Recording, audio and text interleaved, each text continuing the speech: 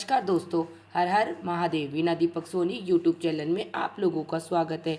आज मैं आप लोगों को इस वीडियो के माध्यम से माँ स्कंद माता की व्रत की कहानी सुनाऊंगी, जो नवरात्रि के 5वें दिन सुनी जाती है। या देवी सर्वभूतेषु माँ स्कंद माता रूपेण संस्थिता नमस्तस्य नमस्तस्य नमो नमः नारायणे नमः। नवरात्रि 9 पावन दिनों में 5वां दिन माँ स्कंद माता को समर्पित होता है। यह देवी दुर्गा का 5वां स्वरूप है और भगवान कार्तिक के स्कंद की माता होने के कारण इन्हें स्कंद माता कहा जाता है। यह शेर पर सवार रहती है, 4 भुजाओं से युक्त होती है और अपनी गोद में भगवान स्कंद यानी कार्तिक को धारण करती है। इनका स्वरूप अति दयालु एवं प्रेम पूर्ण है। स्कंद माता की कृपा से भक्त को मोक्ष, सुख, समृद्धि और ज्ञान की प्राप्ति होती है। माँ स्कंद माता की कथा प्राचीन काल में एक अत्याचारी राक्षस तारकासुर ने कठिन तपस्या करके ब्रह्मा जी से वरदान प्राप्त कर लिया था कि उसे केवल भगवान शिव के पुत्र द्वारा ही मृत्यु प्राप्त हो सकती है। उस समय भगवान शिव योग साधना में लीन थे और विवाह करने का उनका कोई विचार ही नहीं था। इस वरदान के कारण तारकासुर का अहंकार बढ़ता ही गया और उसने तीनों लोकों पर अत्याचार करना शुरू कर दिया। देवताओं पर उसका इतना कहर टूटा कि वह इंद्रलोक छोड़कर इधर उधर भटकने लगे। सभी देवता भगवान ब्रह्मा, विष्णु और महेश जी से पास पहुँचे और उन्हें अपनी व्यथा सुनाई। ब्रह्मा जी ने देवताओं को बताया कि तारकासुर का वध केवल भगवान शिव और माता पार्वती के पुत्र द्वारा ही संभव हो सकता है। इसीलिए सभी देवताओं ने माता पार्वती से प्रार्थना की कि वे भगवान शिव को विवाह के लिए राजी करें। से हुआ शिव पार्वती का विवाह और स्कंद माता का जन्म। माता पार्वती ने भगवान शिव को प्रसन्न करने के लिए कठोर तपस्या की और अनंततः उनका विवाह भगवान शिव से संपन्न हुआ। कुछ समय बाद माता पार्वती के गर्भ से भगवान स्कंद अर्थात कार्तिक का जन्म हुआ। भगवान स्कंद एक अद्भुत तेजस्वी बालक थे। बचपन से ही वे बुद्धिमान, बलशाली और पराक्रमी थे। जब वे बड़े हुए तो देवताओं ने उन्हें अपनी व्यथा सुनाई और उनसे तारकासुर का वध करने का अनुरोध किया। भगवान स्कंद ने भी युद्ध करके तारकासुर का वध किया। भगवान स्कंद को देवताओं की सेना का सेनापति नियुक्त किया गया। उन्होंने युद्ध में तारकासुर और उसकी असुर सेना को चुनौती दी। यह एक भीषण युद्ध था जिसमें भगवान स्कंद ने अपनी अद्भुत शक्ति और कौशल का प्रदर्शन किया। आखिरकार भगवान स्कंद ने अपनी दिव्य शक्ति से तारकासुर का वध कर दिया और तीनों लोगों को उसके आतंक से मुक्त किया। देवताओं ने उनकी जय जयकार की और आकाश से पुष्प वर्षा की गई। इस प्रकार भगवान स्कंद ने देवताओं को उनका स्वर्ग वापस दिलाया और संसार को दुष्टता से मुक्त किया। चूँकि वे अपनी माता की कृपा से इतने बड़े योद्धा बने, इसलिए माता पार्वती को स्कंद माता के रूप में पूजा जाने लगा। माँ स्कंद माता की आराधना करने से भक्त को भी वही तेज, बुद्धि और शक्ति प्राप्त होती है जो भगवान स्कंद को प्राप्त हुई। उनकी पूजा से जीवन के सभी कष्ट हमारे समाप्त हो जाते हैं और साधक को मोक्ष की प्राप्ति होती है। जो भी व्यक्ति सच्चे हृदय से माँ स्कंद माता की पूजा करता है, उसे विशेष रूप से माता के लाभ प्राप्त होता है। नंबर 1, बुद्धि और विवेक की प्राप्ति होती है। माँ अपने भक्तों को ज्ञान और समक्ष प्रदान करती है। नंबर 2, संतान सुख।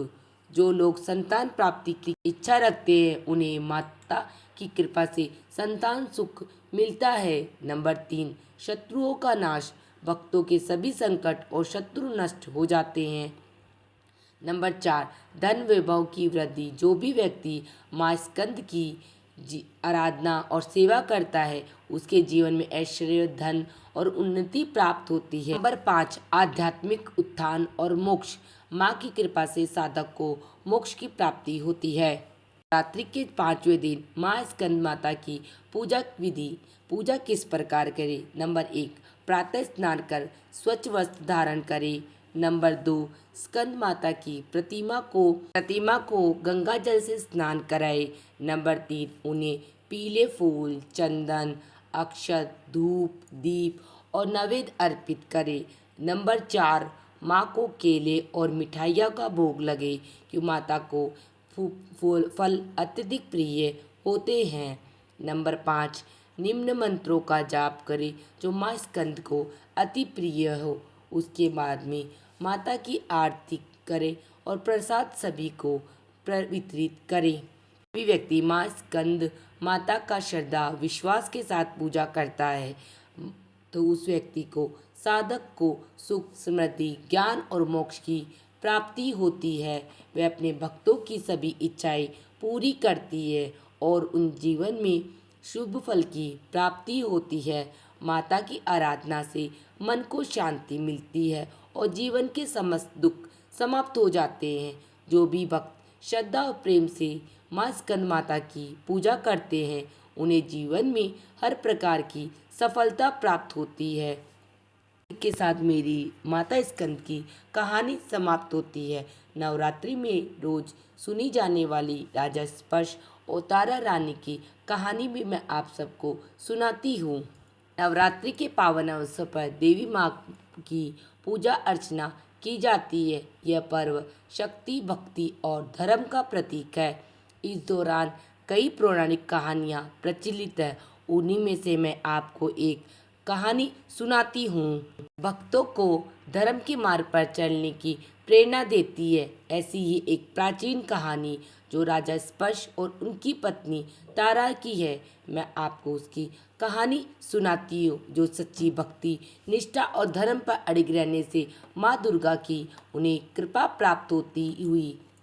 प्राचीन समय में, बहुत समय पहले की बात है, एक राज्य में राजा स्पर्श राज्य किया करते थे। वह धर्मपरायण, न्यायप्रिय और दयालु राजा थे। उनकी प्रजा उन्हें भगवान के समान पूजती थी क्योंकि वे हमेशा उन्हें न्याय और सत्य के मार्ग पर चलते थे। उनके राज्य में प्रजा सुख शांति से जीवन व्यतीत करती थी। राजा की पत्नी तारा रानी भी अत्यंत धार्मिक और माँ दुर्गा की परम भक्ति। वे हर दिन माँ दुर्गा की पूजा करती थी और नवरात्रि का व्रत बड़ी श्रद्धा से रखती थी। राजा रानी का जीवन सुखमय था, लेकिन एक कमी थी, वे संतानहीन थे। राजा रानी ने कई यज्ञ, अनुष्ठान और तप भी किए, लेकिन उन्हें कोई संतान प्राप्त नहीं हुई। यह बात उन्हें दुखी कर देती थी, लेकिन वे अपना धैर्य नहीं खोते थे। एक दिन सिद्ध महात्मा राजा के दरबार में आए। राजा ने उनका भव्य स्वागत किया और आदरपूर्वक उनसे पूछा, हे महात्मा, आप इस राज्य में कैसे पधारे हैं और मेरे यहाँ आने का क्या प्रयोजन है? मुझे सेवा का अवसर दे। महात्मा जी ने मुस्कुराते हुए, हे राजन, मैं तुम्हारी भक्ति और धर्मपरायण से परिचित हूँ। मैं यहाँ तुम्हारी पीड़ा हरने के लिए आया हूँ।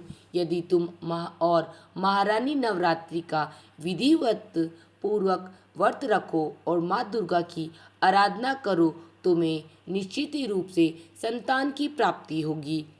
यह सुनकर रानी तारा रानी अत्यंत प्रसन्न हुई और उन्हें तुरंत नवरात्रि व्रत करने का संकल्प लिया। जब नवरात्रि का पर्व आया तो रानी ने पूरे 9 दिनों तक कठोर व्रत किया। उन्होंने अन्न जल का त्याग कर माँ दुर्गा की आराधना की। राजा स्पर्श ने भी पूरी श्रद्धा से देवी माँ की पूजा की और भव्य यज्ञ का आयोजन किया। रानी दिन रात माँ दुर्गा के भजन गाती और उनका ही ध्यान करती। उनकी भक्ति देखकर माँ दुर्गा उनसे प्रसन्न हुई और उन्हें नवमी के दिन प्रकट होकर कहा, हे तारा रानी, तुम्हारी तपस्या से मैं प्रसन्न हूँ। शीघ्र ही तुम्हारे घर एक तेजस्वी पुत्र की प्राप्ति होगी जो संसार में धर्म और सत्य की स्थापना करेगा। यह वरदान देकर माँ दुर्गा वहाँ से अंतर्ध्यान हो गई। कुछ महीनों के बाद रानी तारा रानी ने एक सुंदर, तेजस्वी और शक्तिशाली पुत्र को जन्म दिया। पूरे राज्य में हर्षोल्लास का माहौल था। राजा ने पुत्र का नाम वीरसेन रखा। वीरसेन बचपन से ही अत्यंत बुद्धिमान और पराक्रमी थे। धनुर्विद्या और शस्त्र विद्या में निपुण हुए। उनकी ताकत और न्यायप्रियता की चर्चा दूर दूर तक होने लगी। लेकिन एक दिन राजा स्पर्श की भक्ति और धर्म की परीक्षा लेने के लिए देवताओं ने एक योजना बनाई कि एक दिन एक ऋषि राजा के दरबार में आए और राजा ने उनका स्वागत किया और पूछा, हे महात्मा जी, मैं आपकी क्या सेवा कर सकता हूँ। ऋषि बोले, राजन, तुम अपने दान पुण्य के लिए प्रसिद्ध हो, क्या तुम मेरी एक मांग पूरी कर सकते हो क्या। राजा ने कहा, हे महात्मा जी, आप जो भी चाहे वह मांग सकते हो। मैं अपना वचन देता हूँ, मैं आपकी इच्छा पूरी करूँगा। राजन, मैं तुमसे तुम्हारा सबसे प्रिय वस्तु मांगता हूँ। तुम्हारा पुत्र वीरसेन यह सुनते ही पूरे दरबार में सन्नाटा छा गया। सभी मंत्री और सैनिक स्तंभ रह गए। रानी तारा रानी को जब इस मांग के बारे में पता चला तो वह दौड़ती हुई दरबार में आई और राजा से कहा, महाराज, यह कैसा दान। माता अपने हृदय के टुकड़े को त्याग सकती है। लेकिन राजा स्पर्श धर्म के मार्ग पर अड़िग थे। उन्होंने कहा, देवी, हमने माँ दुर्गा के आशीर्वाद से यह पुत्र प्राप्त किया है। यदि हमें किसी को कुछ देने का वचन दिया है तो हमें अपना धर्म निभाना होगा। जैसे ही राजा अपने पुत्र को ऋषि को सौंपने वाले थे, तभी सिंह पर सवार माँ दुर्गा प्रकट हुई। माँ दुर्गा ने राजा को आशीर्वाद देते हुए कहा, हे राजन, मैं तुम्हारी परीक्षा ले रही थी। तुमने अपने धर्म और सत्य और वचन की रक्षा की, इसीलिए मैं अत्यंत प्रसन्न हूँ। तुम्हारे पुत्र दीर्घायु होगा और संसार में धर्म की स्थापना करेगा। इसके बाद माँ दुर्गा ने वीरसेन को अमृत तत्व का आशीर्वाद दिया और कहा कि वह अजेय योद्धा बनेगा। पूरा दरबार में माँ दुर्गा की जय जयकार होने लगी। कथा हमें सिखाती है कि सच्ची भक्ति और निष्ठा से माँ दुर्गा अपने भक्तों की हर परीक्षा में रक्षा करती है। राजा स्पर्श की तरह हमें भी धर्म और सत्य और न्याय के मार्ग पर ही हमेशा चलते रहना चाहिए। माँ दुर्गा हमेशा अपने भक्तों की परीक्षा लेती है, लेकिन जो उस परीक्षा में अड़िग रहते हैं उन्हें उनकी कृपा अवश्य प्राप्त होती है। जो भी भक्त माँ दुर्गा की निष्ठा, भक्ति और श्रद्धा के साथ पूजा आराधना करता है, उन सभी पर माँ का आशीर्वाद बना रहता है। इसी के साथ मेरी व्रत की कथा कहानी समाप्त होती है। आप सबको मेरी कहानी कैसी लगी मुझे कमेंट बॉक्स में कमेंट करके ज़रूर बताना। वीडियो पसंद आई तो वीडियो को लाइक करना और चैनल को सब्सक्राइब करना, जिससे आने वाली वीडियो का नोटिफिकेशन आप लोगों को प्राप्त हो सके। वीडियो देखने के लिए आप सभी का धन्यवाद। हर हर महादेव। मिलते हैं नेक्स्ट वीडियो में।